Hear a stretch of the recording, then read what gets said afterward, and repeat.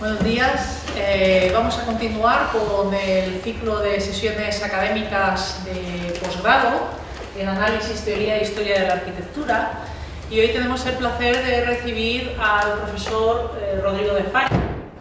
Es arquitecto, máster y doctor. Trabaja en la Universidad de Brasilia, es profesor adjunto. Es orientador de los programas de maestría y de posgrado de allí de la Universidad de Brasilia, investigador del Centro Interdisciplinar de Estudios sobre la Ciudad, coordinador del Grupo de Investigación en Historia del Urbanismo y de la Ciudad, y ha hecho un postdoctorado en la USP de Sao Paulo, en la Universidad de Sao Paulo, y ahora pues tenemos el placer de tenerle con nosotros aquí acogido en el Departamento de Composición para hacer un nuevo postdoctorado. Evidentemente, siendo de Brasil, nos va a hablar de un tema muy brasileño. Como él se dedica a cuestiones que tienen que ver con el urbanismo y con la ciudad, pues nos va a hablar de ciudades, y parece que como no podía ser de otra manera, siendo brasileño y hablando de ciudades, pues nos va a hablar de la gran ciudad, ¿no? O de la ciudad que más ha impactado, ¿no? Probablemente en el resto del mundo, de Brasil, que ha sido pues la capital de nueva creación, Brasilia, ¿no? Nos va a hablar de los comienzos y nos va a hablar un poco de cómo se generó pues todo ese aparato fantástico que es esa gran ciudad. Muchas gracias, Rodrigo. Muchas gracias a todos ustedes. Como aún no hablo muy bien español, Ana cree que sí, pero yo tengo certeza que todavía no. Para mí es mejor leer porque incluso las ideas se mantienen más listas. Tengo que agradecer al Departamento de Composición por recibir en este año de trabajo postdoctoral, donde hago una investigación sobre el Instituto de Estudios de Administración Local, que fue creado en los años 40 y sus articulaciones iberoamericanas en el campo del desarrollo municipal, y a Carlos Ambricio, que ha firmado mi beca, el profesor Carlos, y Ana y Jorge del departamento, por todo el apoyo y todo lo que hicieron para mí.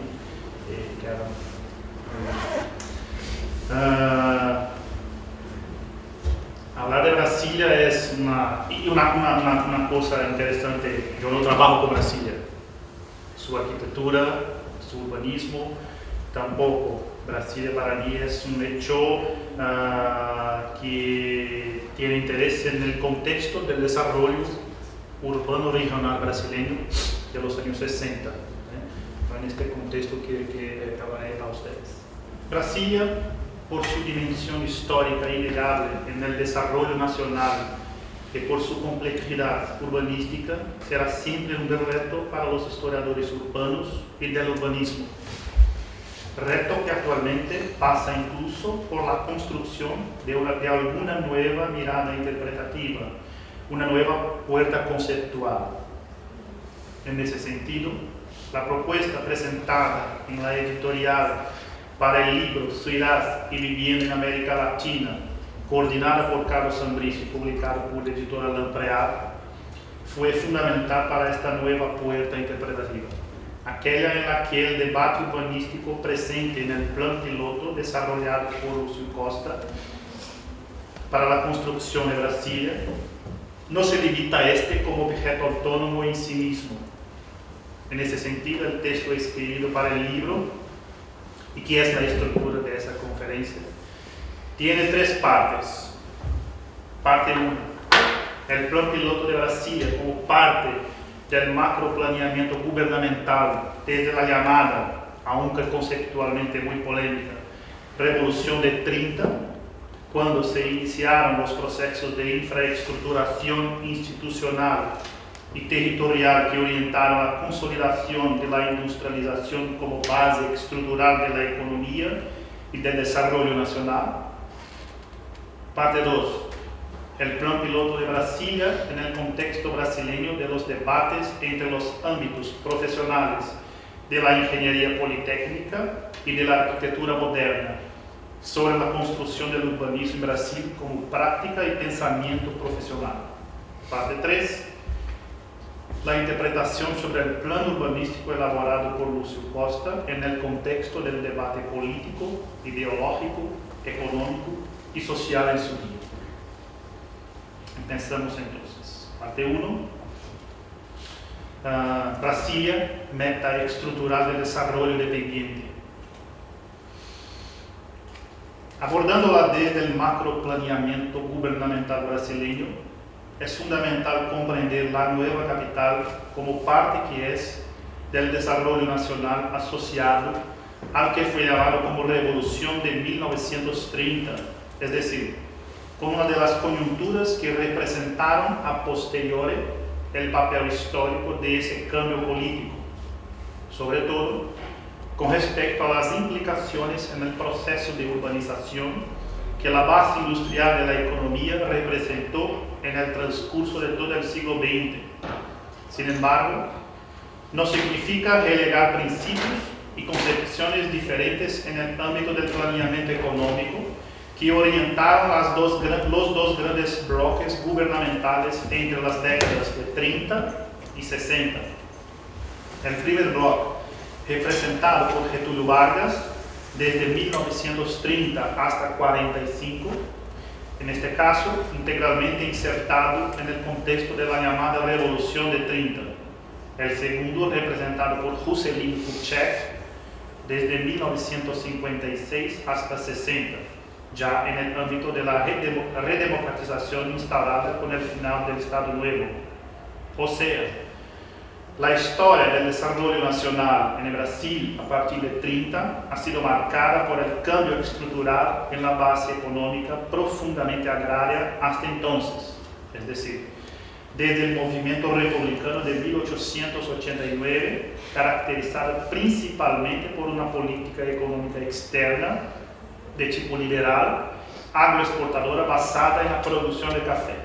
Después de 30, industrial mediante orientación coyuntural del plan económico por la situación de la importación, por la sustitución de importación y de carácter nacionalista en las decisiones sobre estas mismas políticas, en el caso del gobierno Vargas, y estructuralmente por la lógica de la dependencia restablecida ya a finales de los 60 respecto al capitalismo central en el caso del gobierno Kubitschek. Para muchos investigadores brasileños, el bloque gubernamental construido por Getúlio Vargas orientó sus acciones en la defensa de nuevas soluciones para los problemas de la sociedad nacional, caracterizadas por la redefinición de las relaciones del Brasil con el capitalismo mundial. En el caso del bloque gubernamental del presidente JK, por otro lado, con acciones estructuradas en el plan de metas que expusieron diferentes al nacionalismo varguista. Al reforzar la complementariedad de los sectores que componían el parque productivo brasileño, el plan de metas promovió la diversificación de la industria brasileña, completando el ciclo inicial en los años 30. Mientras tanto, al apoyar el estrechamiento de las relaciones del capital nacional con el internacional, él cambió para el modelo de dependencia externa. Y Brasilia, la nueva capital brasileña, fue parte estructural en este proceso todo. Brasilia no es, como siempre ha dicho la historiografía de la arquitectura, la llamada metasíntesis del plano de metas, incluso porque no formaba en principio parte del plano de metas. Brasilia surgió, y ese sí es un factor estructural, para justificar las inversiones en el sector de transportes, pues las comunicaciones del país con Brasilia, así se suponía, provocarían la integración y el desarrollo del Internet. Aquí una imagen importante para quien no conoce el Brasil, el punto donde está Brasilia. Está Internet, que en este momento había poca ocupación, llamamos el centro-oeste brasileño. Esta franja litoránea es la franja más urbanizada de Brasil, incluso hasta hoy. Ya hay una idea de que hay dos Brasiles. Una arriba de Brasilia, con su región problema nordeste, donde están capitales importantes como Recife, Fortaleza, Salvador, y una parte más moderna, en el sentido capitalista, de mercado, industrializada, sudeste y sur del país. Entonces, para una comprensión general del país. Según Celso Laffer, es un político y investigador importante brasileño, la opción por Brasilia y su inclusión en el plan de metas fue una resultante de dos conceptos: del punto de germinación y punto de estrangulamiento. El concepto de punto de germinación estaba pautado en el supuesto previo de que la oferta de infraestructura podría provocar actividades productivas. Por otro lado, los sectores del plan de metas, especialmente energía y transporte, estaban asociados al otro concepto, el de punto de estrangulamiento, diseñado en la existencia de áreas de demanda insatisfecha de infraestructura, consecuencia del desequilibrio del desarrollo económico brasileño.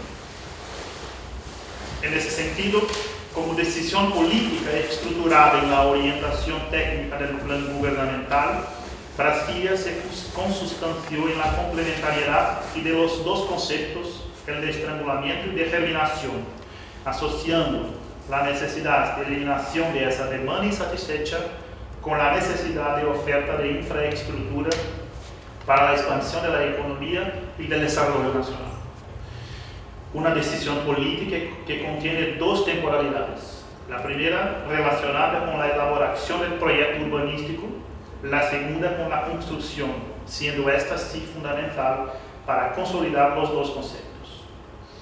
Aspecto fundamental en esta segunda temporalidad fue la consolidación del sector de transportes como base estructural del desarrollo y de la integración nacional desde el siglo XIX.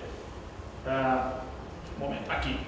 Imágenes de plan nacionales de integración por carreteras, algunos fluviales, desde el momento en que Brasil no es más una colonia de Portugal, empieza a coordinar acciones para, de alguna manera, estructurar un proceso nacional de integración. Y estas, como hablaré pronto, es una característica muy importante del planeamiento nacional, regional y urbano en Brasil hasta hoy. Y cuando, en los años 50, en el contexto de la implementación de esta decisión política por Brasilia, para mí Brasilia tiene tres dimensiones. Al mismo tiempo es una cuestión urbanística, pero también política y económica. Es imposible, según lo que pienso, trabajar con Brasilia desvinculando estas tres dimensiones. Ese sector, y cuando en los años 50, en el contexto de la implementación de esta decisión política por Brasilia, ese sector ya orientaba la industrialización brasileña con su núcleo central en la ciudad de São Paulo. En este momento, sobre todo por la industria automovilística, matriz de la lógica del tráfico por carretera de desarrollo intramunicipal, interregional y nacional. O sea, todo el proceso inicial de desarrollo industrial brasileño se ha concentrado en este punto, que es donde está la región más importante, incluso hoy, de la economía brasileña, con una carretera muy importante entre São Paulo y Río de Janeiro.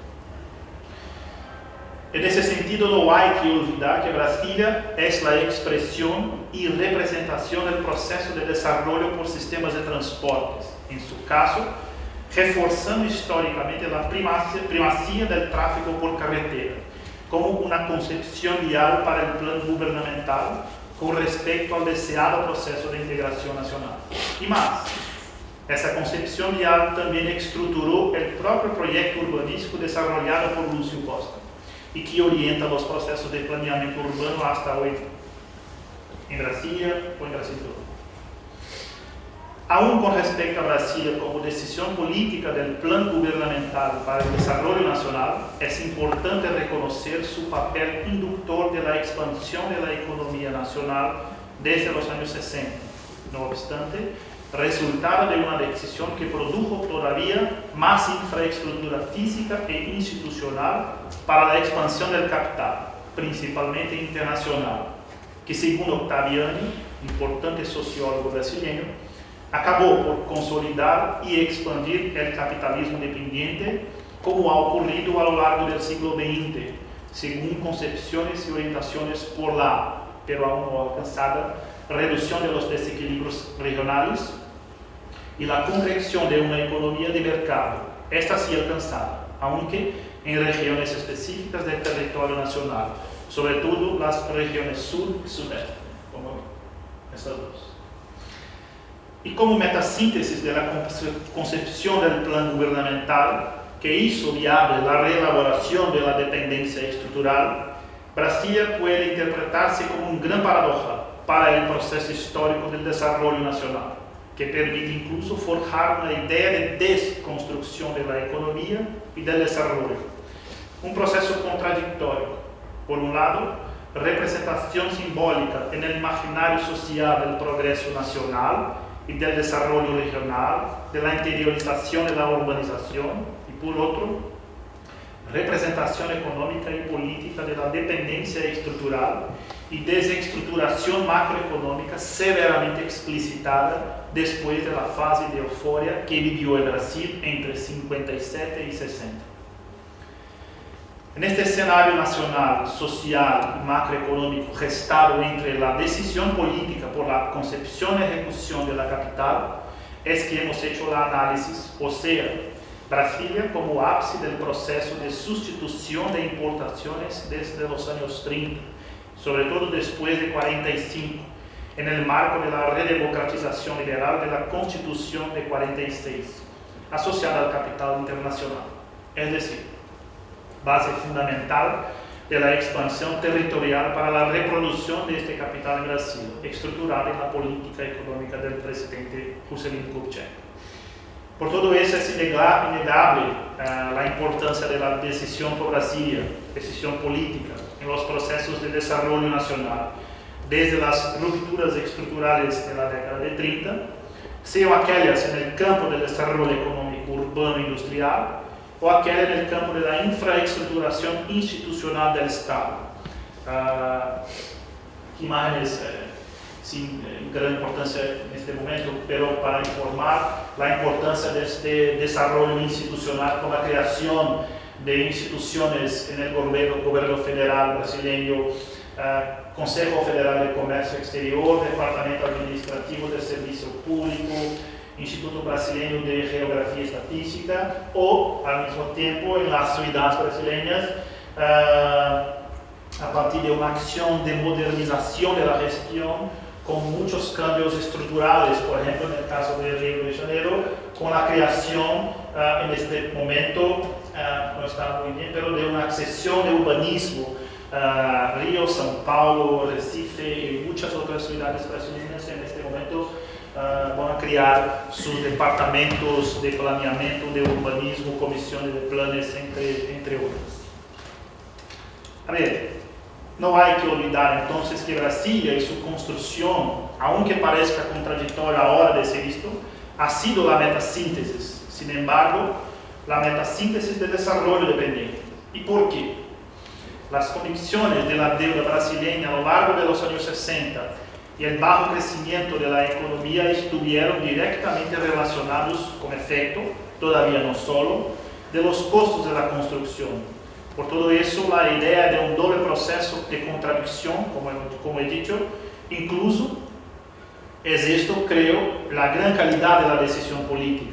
Innegablemente una decisión que podría no llegar a ningún lugar. Y Brasilia está ahí, con todos sus problemas. Parte 2. Brasilia, urbanismo entre los ámbitos profesionales de la ingeniería y arquitectura. De un modo general, la historiografía urbana y del urbanismo que trabaja con el tema Brasilia lo hace con una temporalidad delimitada por el proceso del concurso del Plan Piloto. La propuesta ha sido trabajar con una temporalidad ampliada, justificada incluso por la editorial de aquel libro coordinado por Carlos Suidá y Viviana en América Latina, que tuve como fecha 3060. No sé si conocen ustedes este libro, que ha sido publicado en 2012. Por este recorte ha sido posible construir un análisis no solo ampliado, sino también incorporar el debate profesional sobre la construcción, legitimación e institucionalización del urbanismo en Brasil.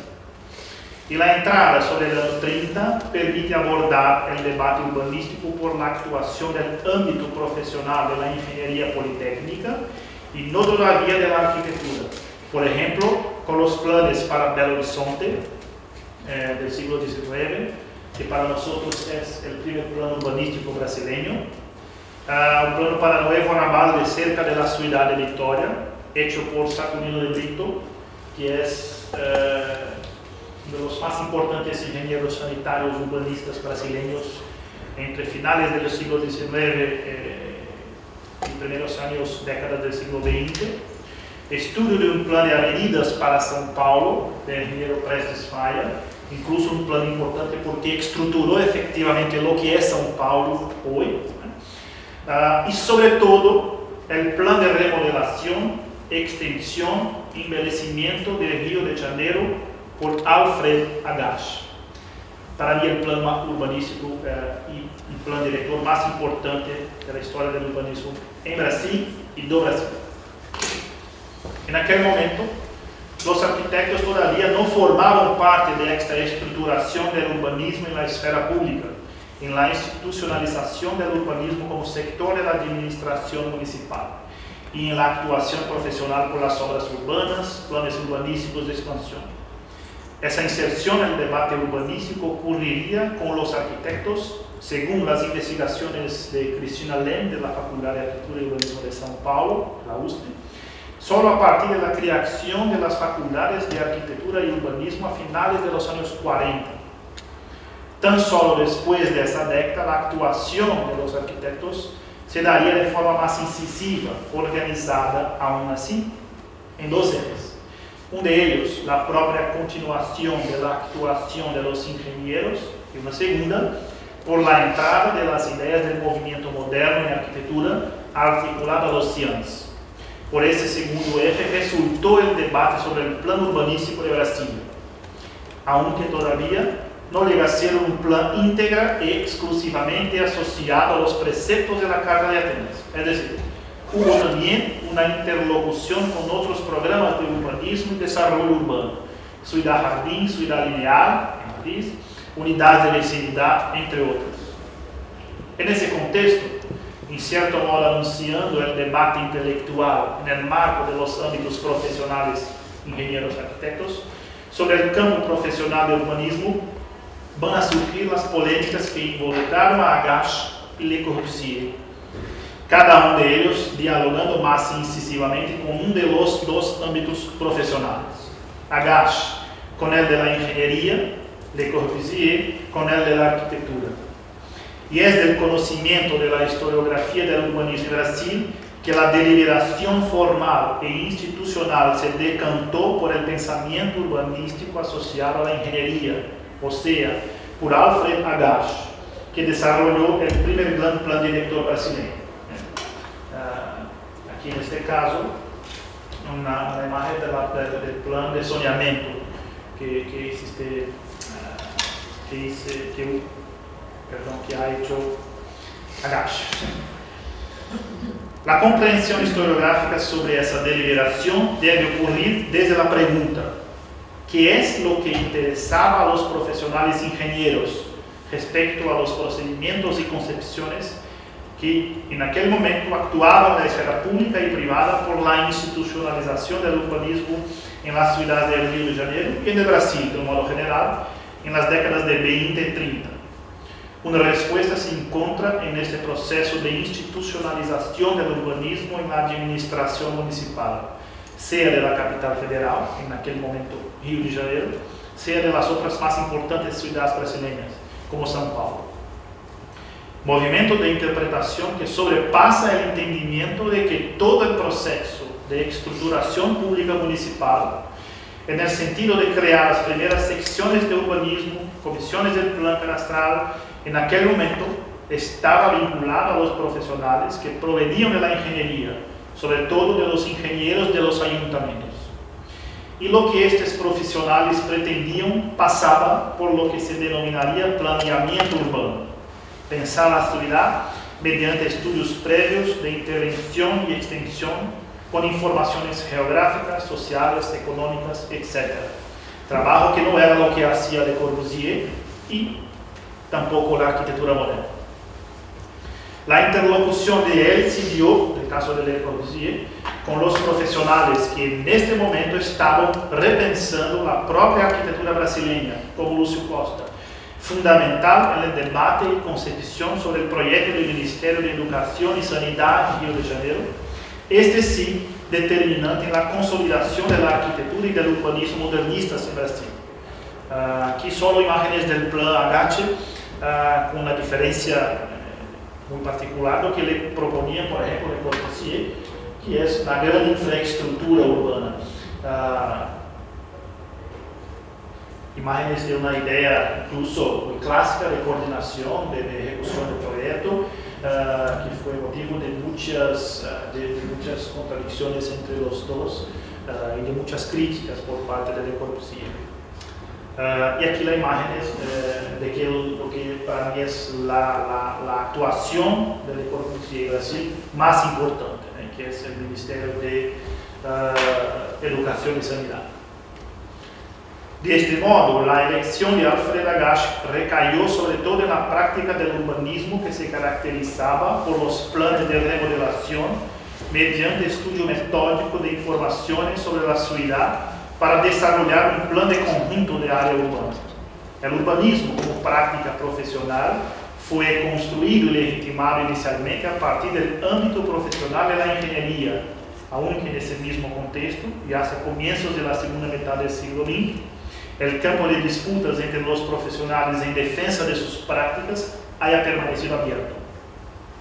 Tanto que, a partir de 1955, en los trabajos de la Subcomisión de Planeamiento Urbanístico de la Comisión de Construcción y Traslado de la Capital, encargada del Plano de Veracruz, futura capital de Brasil, el campo de disputas, en cierto modo, se haya retomado. Un plan muy poco conocido. En la formulación inicial de esa subcomisión del planeamiento urbanístico estaban los dos principales urbanistas de Rio de Janeiro, porque no brasileños, de los años 50. José de Oliveira Reis, vinculado al campo de la ingeniería, y Eduardo Afonso Reis, vinculado al campo de la arquitectura moderna, que pelearon sobre una cuestión importante: la invitación o no de un especialista extranjero para hacer o coordinar el plan de Veracruz. La respuesta del presidente de la comisión ha afirmado que aunque se hubiese sugerido la indicación de un urbanista extranjero, no estamos de acuerdo con la idea porque conocemos la comprobada autoridad profesional de los técnicos brasileños para la planificación de la nueva capital, que todavía no era Brasilia, sino está nombrada Veracruz. En este caso, Reis y Roberto Bulemarx, el importante paisajista brasileño, hubieran defendido la contratación del arquitecto para coordinar la planificación de Veracruz, y que debería ser muy probablemente Le Corbusier. La consecuencia fue la salida de Reis y de Bulemarx de los trabajos que tuvieron como resultado la elaboración de solo este dibujo llamado Plan de Veracruz. No hay otro. No se puede olvidar, sin embargo, que ha sido un escenario cuya importancia pasaba necesariamente por los profesionales, sus referencias y concepciones sobre urbanismo, por los urbanistas y sus inserciones en la construcción, legitimación e institucionalización del urbanismo según uno de los ámbitos profesionales, de la ingeniería y de la arquitectura moderna. En el proceso que se abrió con la creación de la nueva CAP en 56, y la convocatoria del concurso nacional del plan piloto, cuyo resultado fue la elección del plan urbanístico elaborado ahora sí por Lúcio Costa, el ámbito profesional de la arquitectura moderna asociada a la arquitectura moderna brasileña consolidó su papel en el debate urbanístico. Y aquí empezamos la parte 3, final. Aquí son imágenes donde es posible mirar otros hechos en que José de Oliveira Reis pelearon también, porque José de Oliveira Reis ha proyectado para el plan de Aterro de Flamengo un gran parque, pero con 8 carreteras, y Reis apenas 2, que es la propuesta que está que fue efectivamente ejecutada, que tiene una articulación muy precisa de lo que para Reis es la ciudad moderna, que va a terminar esto, ¿no? Es efectivamente, para mí esta es una imagen muy cerca incluso de lo que es Brasilia, sobre todo para quien conoce Brasilia, conoce las dos grandes vías que son los ejes rodoviarios, sobre todo, es muy cerca de esta idea. Para empezar esta parte de salida, 2 aspectos. 1.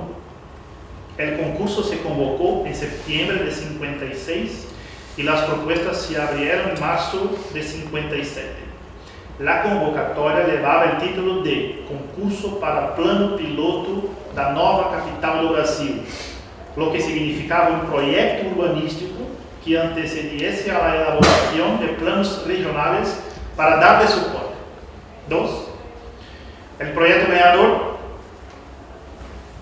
del concurso, en el proyecto ganador hay 2 variables de la vida urbana que estructuraron la concepción original. Primero, de forma pionera, una ciudad se proyectó para la circulación de vehículos individuales, neumáticos, con velocidades mecánicas, suponiendo nuevas posturas operacionales y estéticas.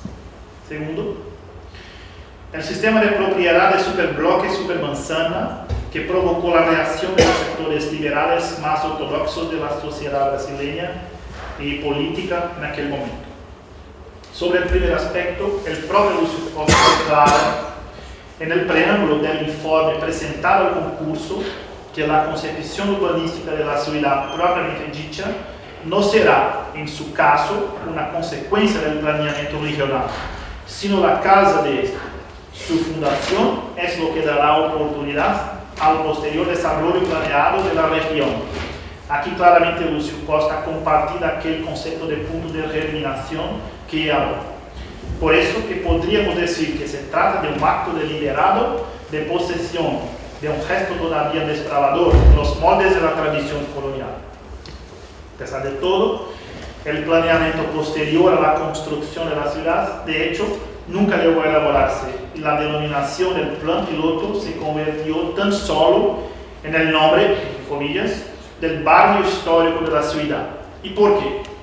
Como he dicho, la planificación, el planeamiento era, en aquel momento todavía, una actividad propia de los ingenieros urbanistas, así como el proyecto lo era de los arquitectos. Es decir, la planificación territorial todavía se veía más como actividad de ingenieros, una actividad política y económica, con el sentido de promover el desarrollo nacional en todos los sentidos. La elaboración puramente plástica de proyectos urbanísticos o arquitectónicos era, a pesar de todo, la visión social corriente principalmente entre la clase urbana media brasileña, entonces emergente. Y de ese modo, el nombre plan piloto remite a la idea de un plan proyecto, pudiendo contemplar tantas corrientes.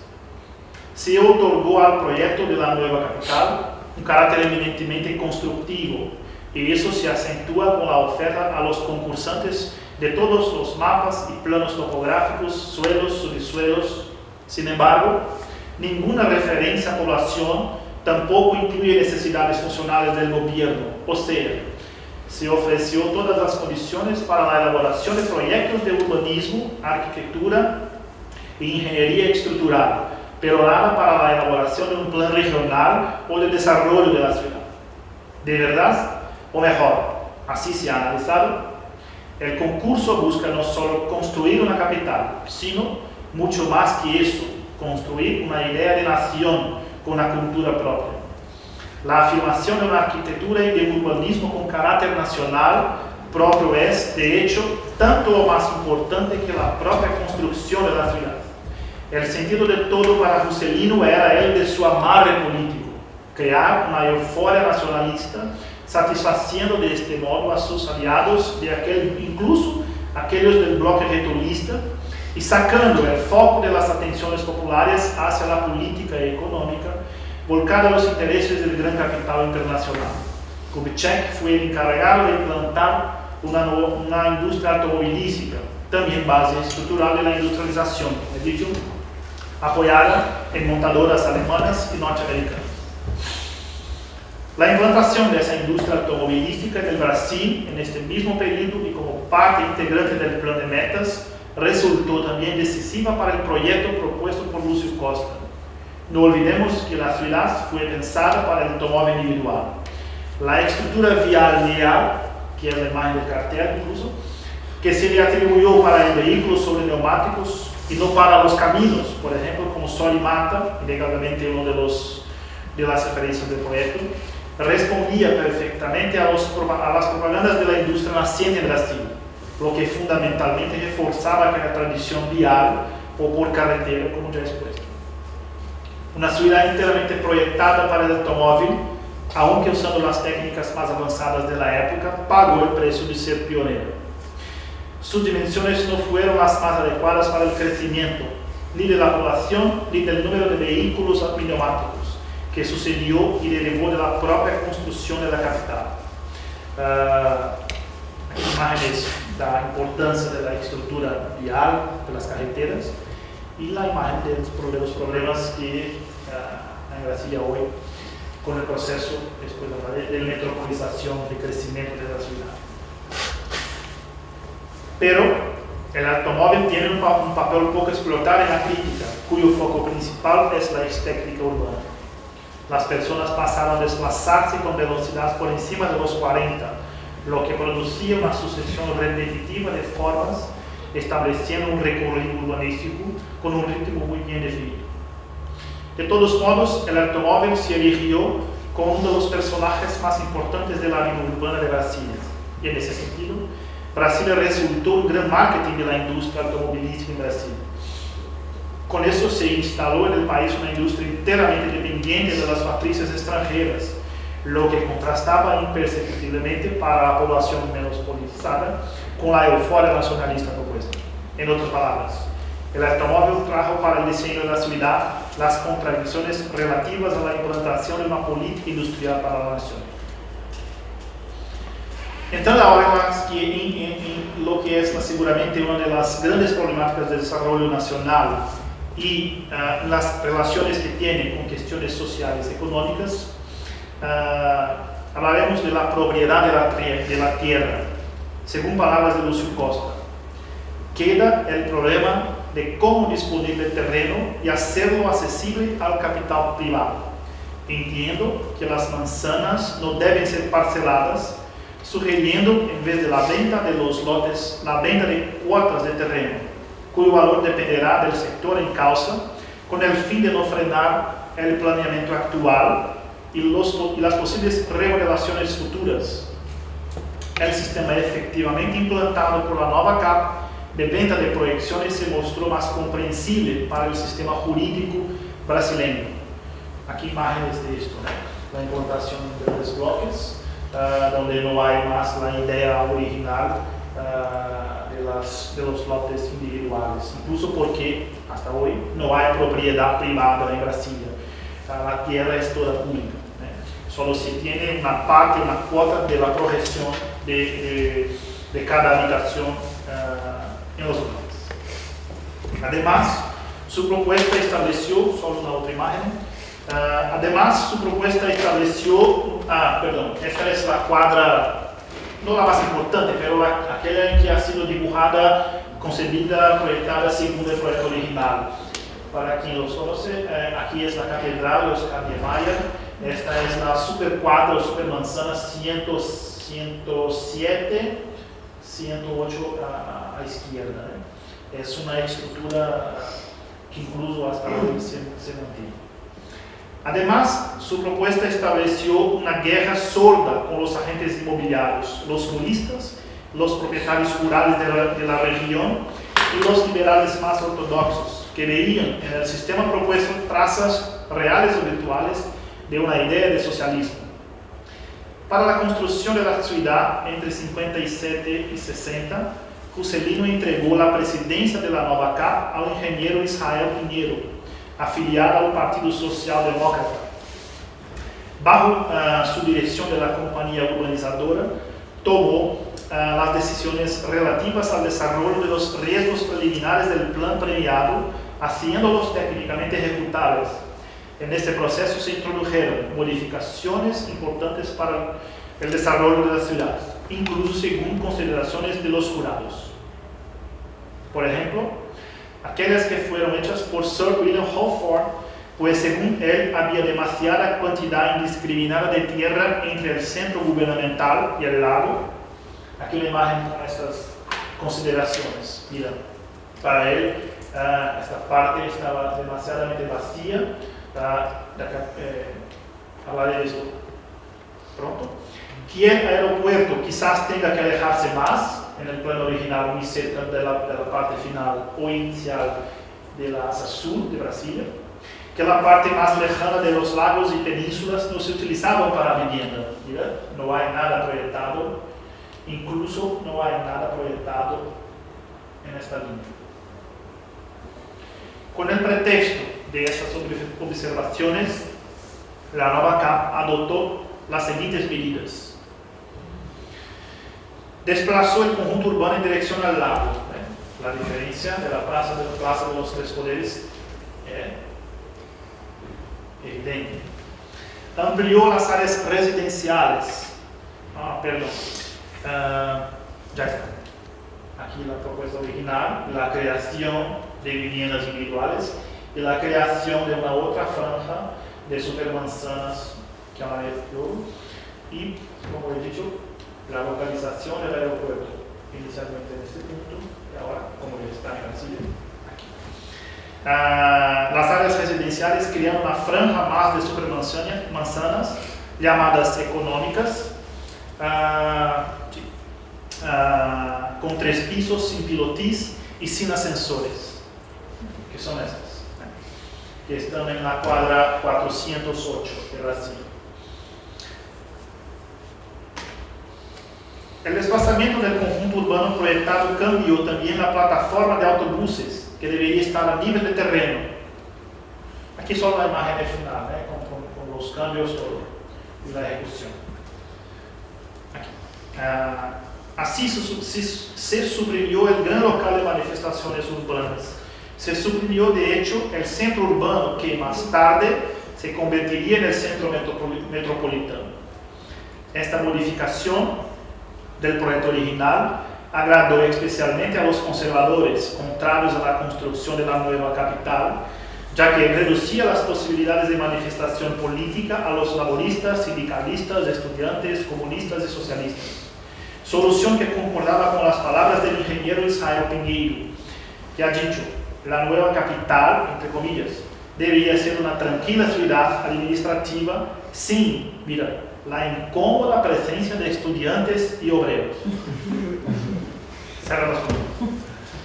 Al lado de todo eso, la Nova CAP construyó sobre los altos de los llanos, casi rigurosamente por la divisoria de aguas de la cuenca del río, por lo tanto del lago Paraguay, una carretera de circunvalación.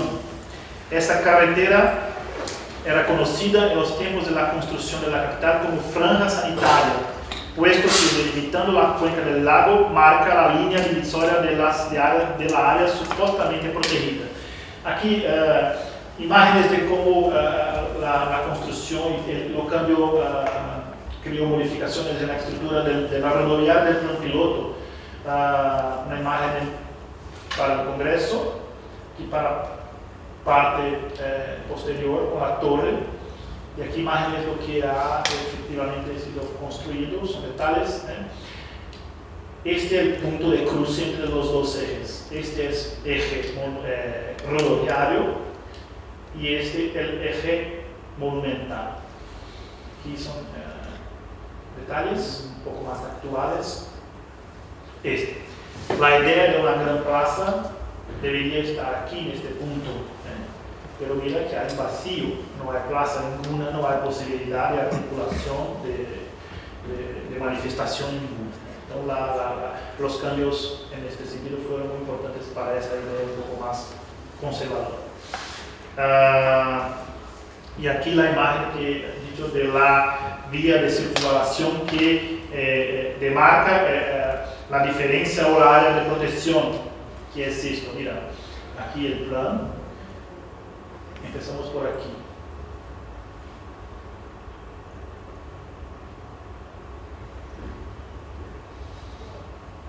Todas las ciudades satélites están para allá de esta vía de circulación.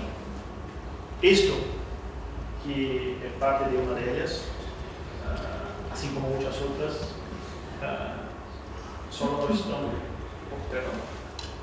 para acá. Hay una área de protección verde tomada como patrimonio mundial, incluso donde no se puede construir nada. En la parte exterior, la Nova Cap creó varios obreros, atribuyéndoles el nombre de ciudad satélites, dando como resultado la segregación social más explícita de que la hay noticias en Brasil. A pesar de todo, otro cambio importante: de las 98 supermanzanas proyectadas, la Nova Cap fueron retiradas 4 de los 15 bloques residenciales previstos.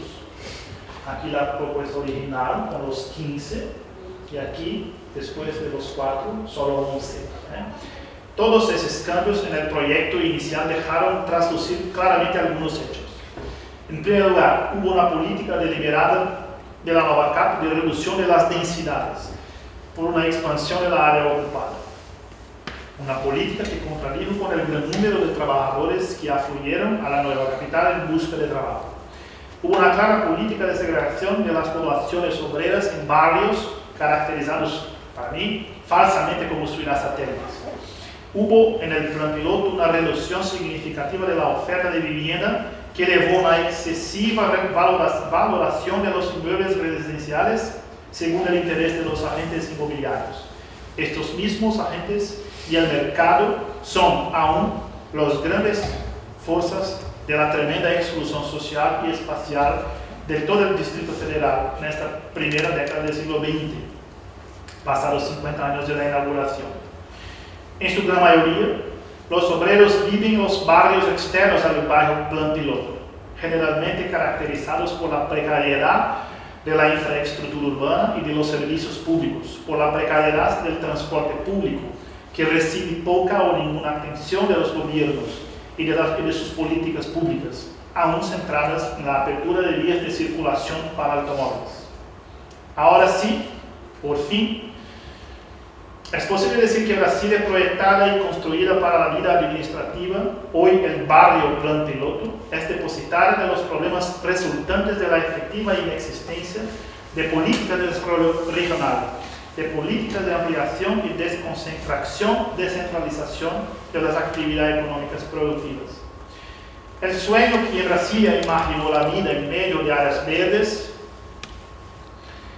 las aceras libres para los ciudadanos, los pilotis de integración total de la vida urbana fue absorbido por una explosión demográfica y una metropolización. Sin embargo, la mayoría absoluta de la población que actualmente vive en el Distrito Federal es tan solo usuaria esporádica de la efectiva calidad de vida que existe en el barrio Plan Piloto.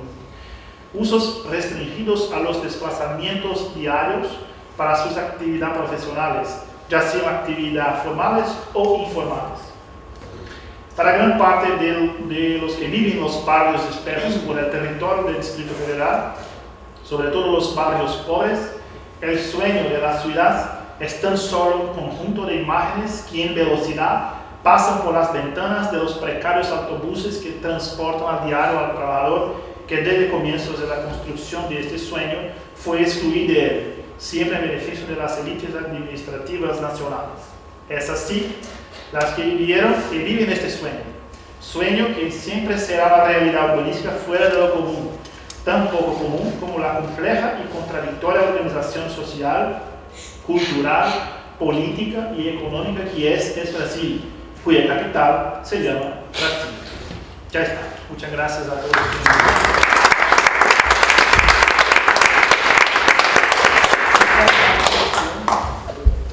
Muchas gracias. ¿Hay alguna pregunta? ¿Hay ninguna cuestión relacionada con esto? Sí. Muchas gracias por la exposición completísima y interesantísima. Yo he tenido la suerte de estar 2 veces en Brasilia y quería plantear mi experiencia para conocer tu opinión. En primer lugar, para los que vemos Brasilia efectivamente como dentro de lo que es la evolución de las ideas urbanas del movimiento moderno, pues es obviamente, está en todos los libros, quiero decir, no miento nada, como el primer gran ejemplo realizado de las ideas radicales, del cambio del concepto de ciudad. De la calle y la plaza, la manzana, la ciudad, la calle corredor, decía Le Corbusier, pues el gran espacio abierto, jardín, parque y los edificios como volúmenes exentos, ¿no? Así que claro, tenía un carácter simbólico importantísimo como primera verificación, a ver qué ocurría, ¿no? Por otro lado, es un ejemplo muy particular porque tiene una realización muy coherente de los principales edificios, todos los que había en medio, por decisión política prácticamente, ¿no? Y algunos pensamos que es seguramente el conjunto que forma la obra maestra de los que desde el punto de vista plástico me refiero. Y a mí hay un aspecto de Brasilia en concreto, siempre hablando de la composición, que es la especialidad del departamento, que me pareció muy convincente, ¿no? Que es el carácter simbólico. La ciudad está, como muy bien has explicado, colocada desde el punto de vista político para la recolocación, por decirlo así, del país, pero está hecha con unos criterios que a mí siempre me emocionaron, ¿no? Por ejemplo, que el lago sea artificial y esté a la cota 1000. O sea, y que la buena parte de los negocios, clubes que hay en Brasilia se llaman cota 1000, ¿no? Hotel, restaurante, cota 1000. Se llama cota 1000. Cota 1000. Y entonces, pues eso tiene un carácter que a mí me pareció que se reflejaba en lo físico, esa voluntad política de que la ciudad de Brasilia era algo más que la nueva capital, era un símbolo completo. Y incluso me atrevo a hacer comparaciones, o sea, la Torre Eiffel era llegar a 1000 pies, y lo hicieron, ¿no? Y Brasilia era llegar y poner una ciudad en la cota 1000, y lo hicieron. También me parece que hay un aspecto simbólico muy evidente, incluso para los que no son arquitectos cuando visitan la ciudad, que es que ese carácter simbólico se plasma de una forma tan fácil como subirse a la torre de la televisión, ¿no? Y ver el eje monumental, que por mucho que lo explique en planos, tal, creo que solo se comprende que es monumental hasta que subes y ves el despliegue.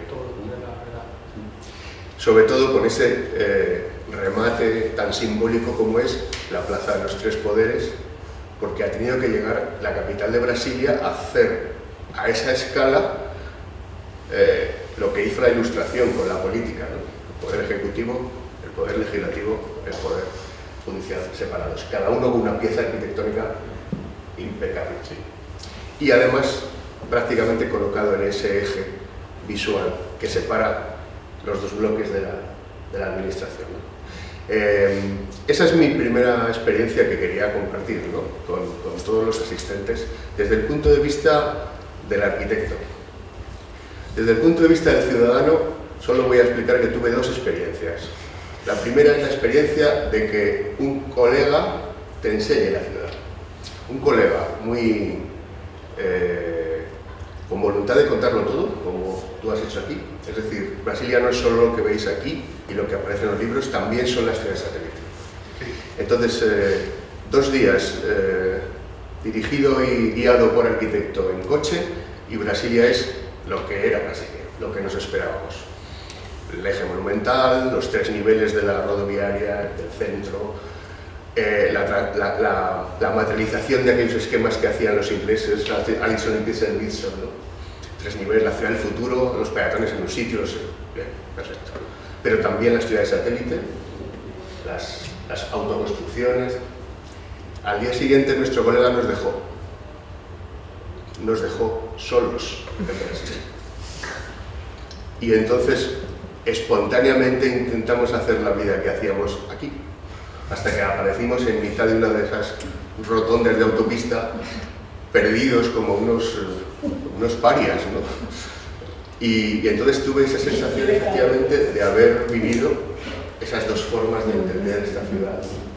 La ciudad, como muy bien has dicho, pensada directamente para el automóvil y quien disfruta de él, pero también la ciudad pensada para quien viene en autobús, desembarca, trabaja, se divierte si puede, pero se pasea poco y luego se va.